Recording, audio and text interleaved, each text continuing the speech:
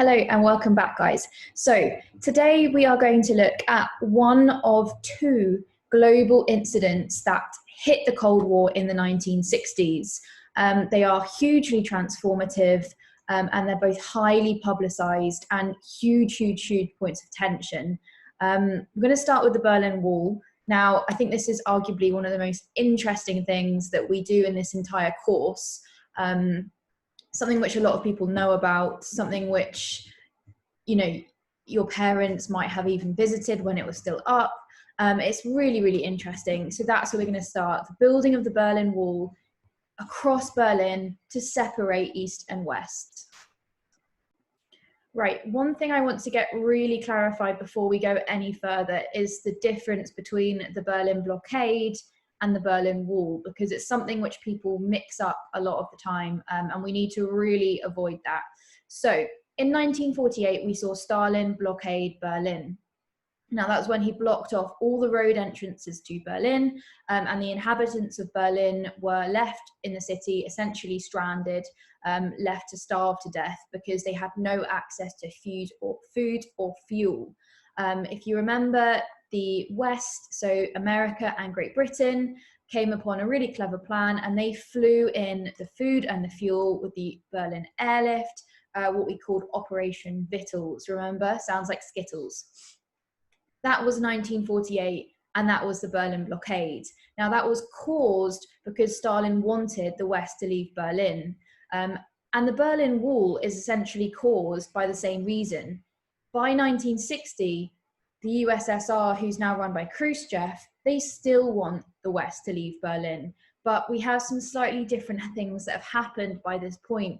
That means a blockade isn't going to work. It clearly didn't work the first time. And actually, Khrushchev does something even more drastic by 1961, and he does build a wall that separates his sector, the eastern sector, from the western sector and completely blocks it off.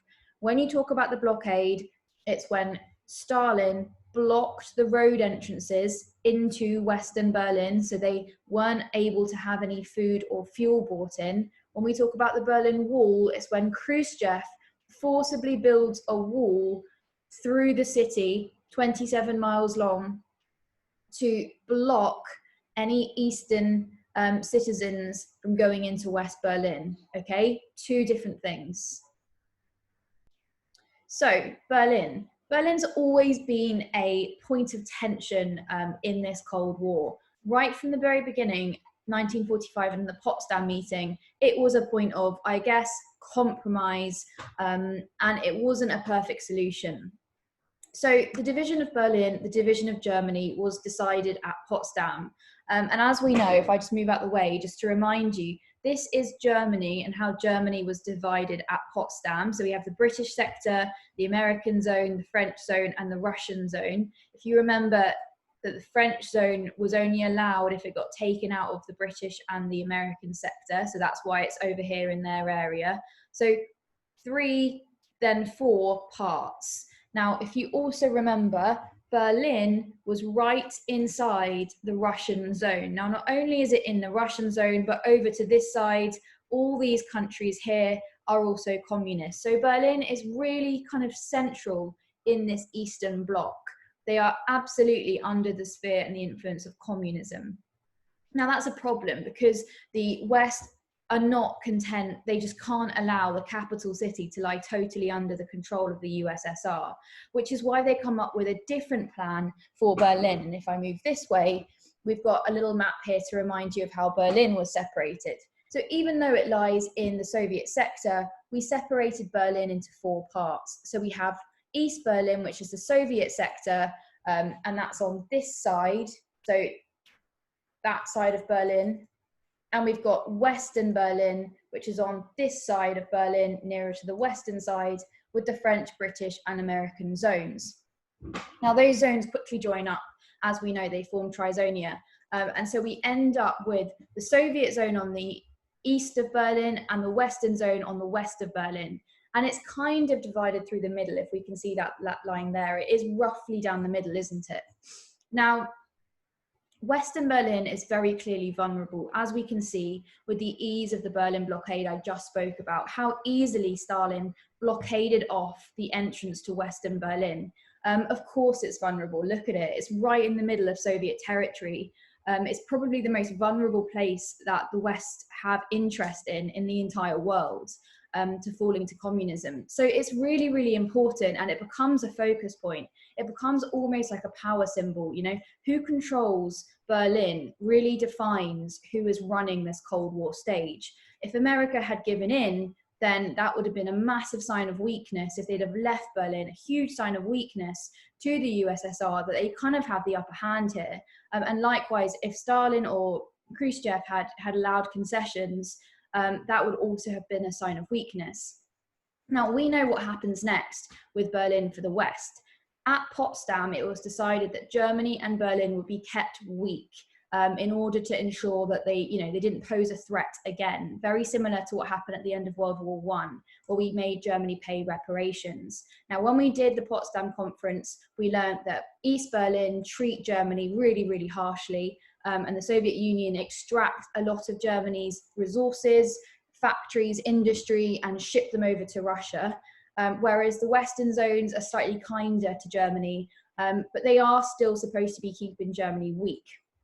Now, we know in 1955 that Western Berlin enters the NATO organization, which is what triggers the Warsaw Pact formation. Now, that's because the West have shown that they are no longer keeping Germany weak. They are going to start to regenerate and rebuild. We know they have a new currency. We know they put lots of of the Marshall Plan. They're now aligned to NATO, to militarily defend West Berlin, to be a part of NATO and that defensive military organization.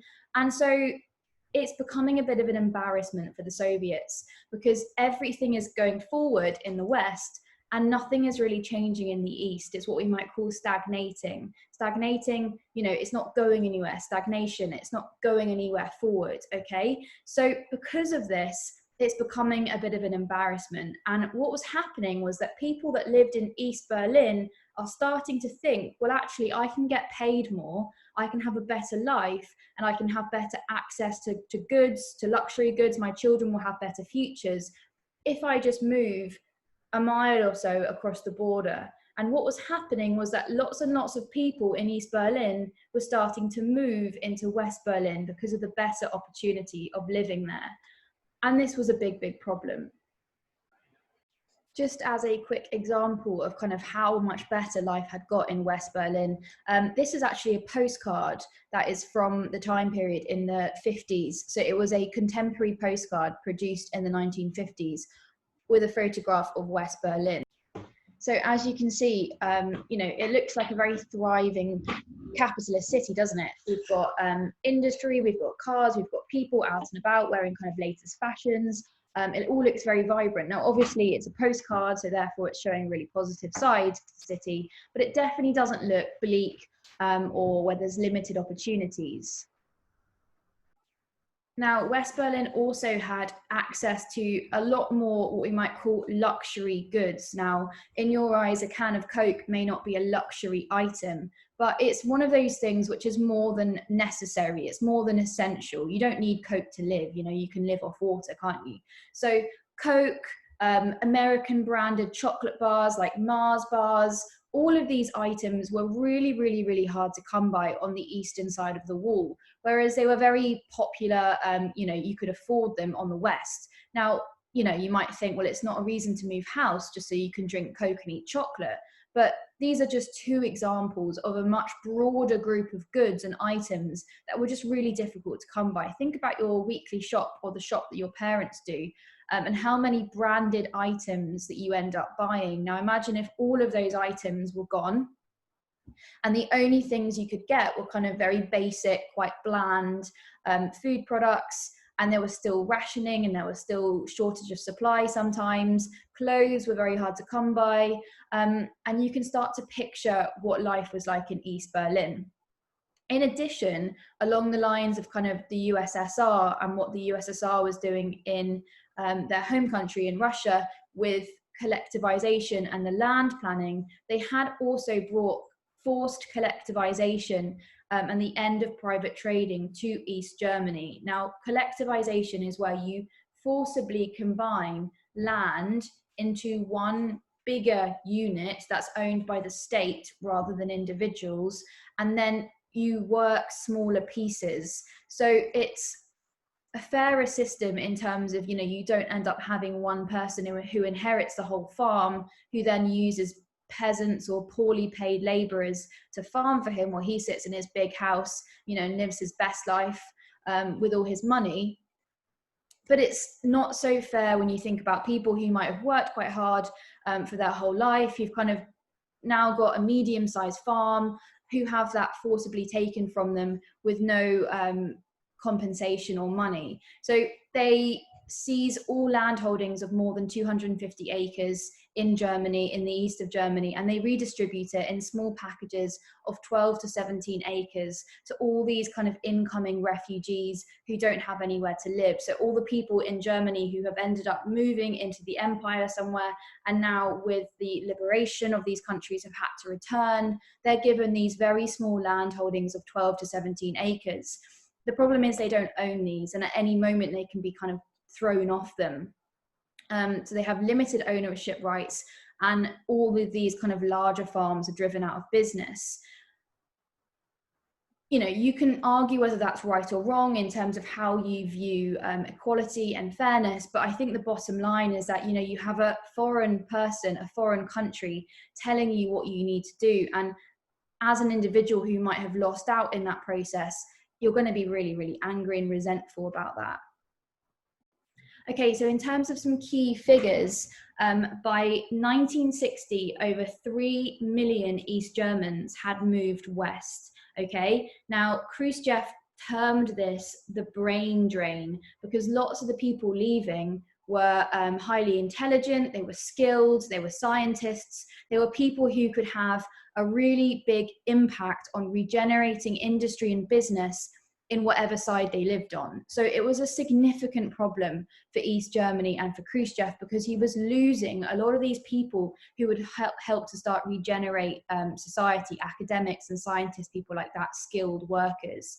Okay, now you add to that the fact that Paris summits made no progress. Remember, it happened just after the U2 crisis, and Berlin is a huge controversial issue.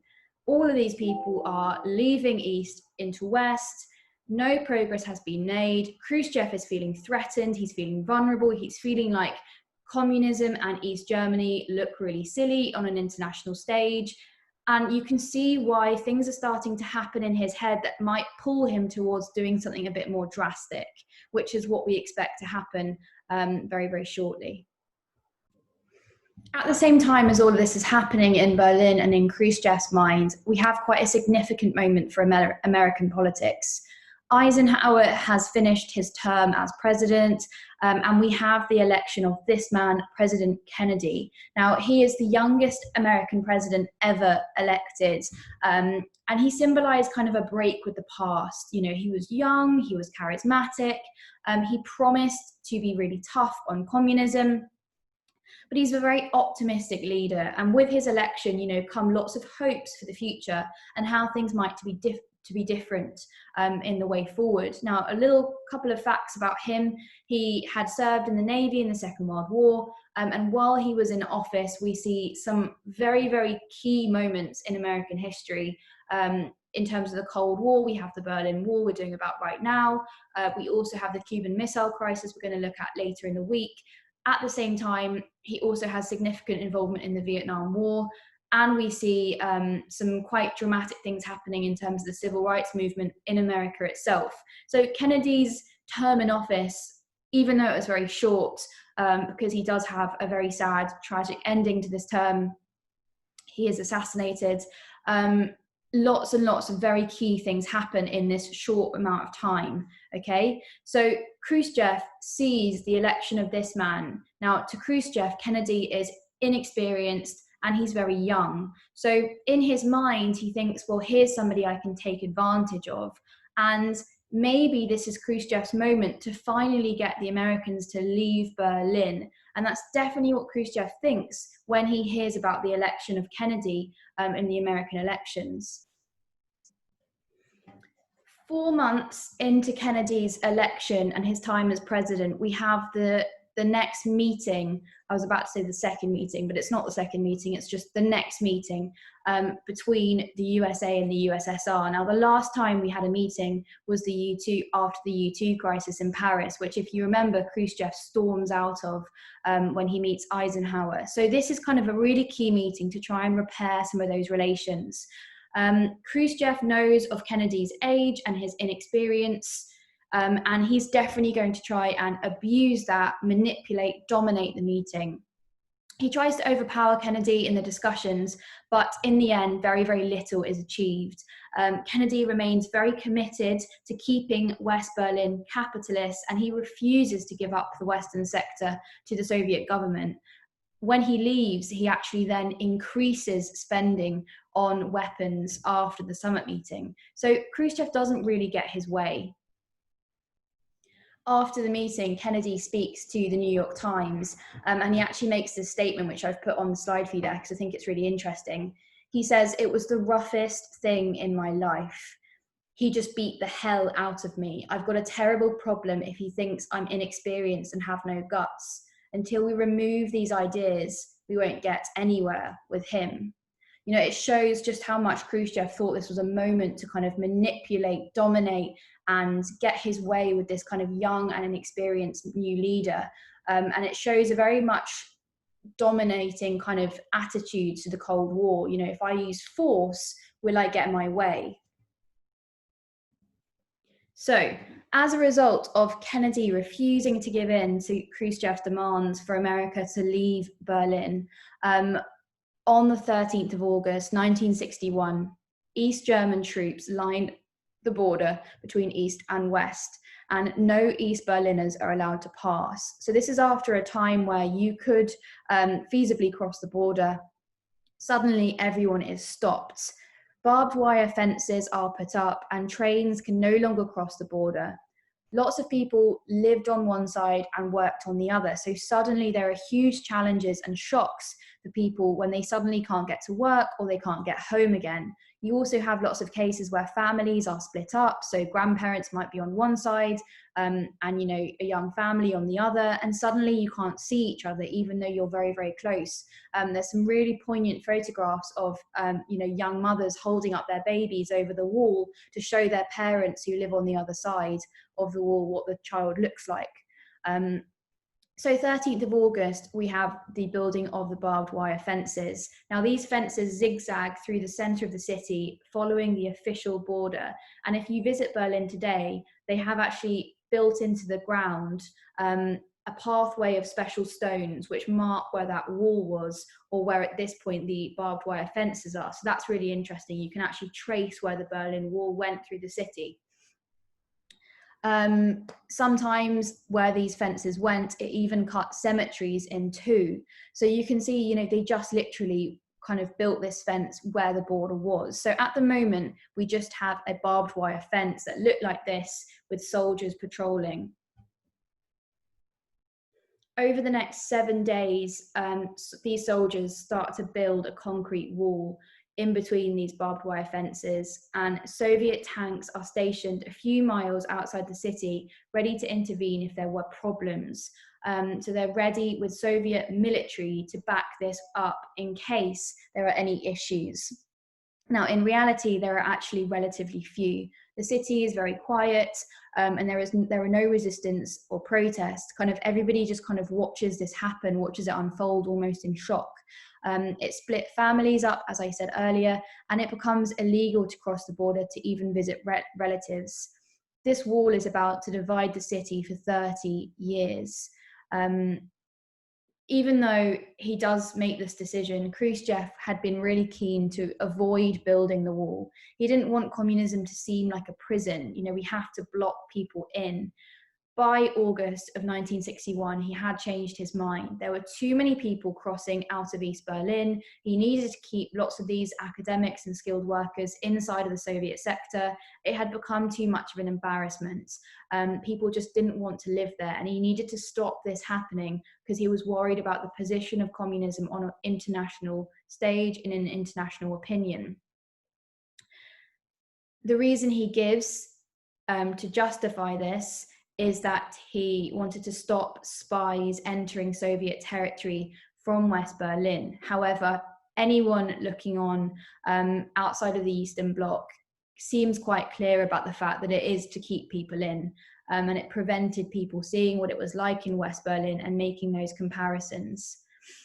It's evidence of even greater failure on behalf of communism. You know, they had to wall people in to get them to stay. Okay, you might be thinking, well, what on earth does Kennedy do here? Khrushchev has built a wall through the city. That's quite drastic. What's going to happen? Well, the Soviets very carefully and quite cleverly chose the moment to build this wall. The wall was built in the middle of a Saturday night in Washington, so with the time difference. So the US military commanders in West Berlin couldn't do anything until they had direct go-ahead from Washington. Now, Kennedy's not told about this until mid-morning on Sunday. So there's a big length of time there for the wall to kind of progress before anything could even happen, even if Kennedy wants it to. Now, he's very angry with the Soviets, but he makes a decision. And I guess it's a decision with some level of sacrifice, but also with kind of a longer term plan involved here. His decision is that as long as West Berlin remained free and travel between West Berlin and West Germany as possible, that the USA would take no action against the wall or against East Berlin. He sends a complaint to Moscow, but in Kennedy's opinion, it isn't worth a war. You know, it's not worth going to war to save East Berlin. East Berlin is in the Soviet sector. It's not a part of the free world. It's not somewhere which needs to be helped contain communism because it fell to communism right from the very beginning. So in those senses, Kennedy kind of sees his responsibility as quite minimal to East Berlin, and that actually on a greater stage, it's much better and it's much more important to avoid war and avoid real conflict than to try to rescue the East Berliners now stuck inside East Berlin. The wall itself becomes a very strong visual symbol of the division between the communist East and the capitalist West. It's far from ideal as a way for Kennedy to start his presidency. He needs to show in the coming months, the coming years, that he is going to be really strong and he will be a successful president to fight back. Now, I just thought I'd leave you with this cartoon image with a perception of the Berlin Wall. So we've got a person, if I move, who is split in the wall. West Berlin, he's wearing relatively nice clothes. He's wearing a business suit to kind of represent the idea of entrepreneurship and capitalism allowing for success in work and business. And on the other side in East Berlin, he's lying in tatters, his clothes are a mess, and he clearly doesn't have the same resources. Now, this hints to a lot of the things I've mentioned, you know, the difference in wealth, the difference in resources, but also the difference in freedom. Living in East Berlin was quite difficult for many of the reasons that we discussed in terms of what communist societies often entail. Censorship, secret police, they had their own secret police called the Stasi, who would monitor what was going on, and it becomes very difficult to kind of express any kind of independent thought if you lived in East Berlin.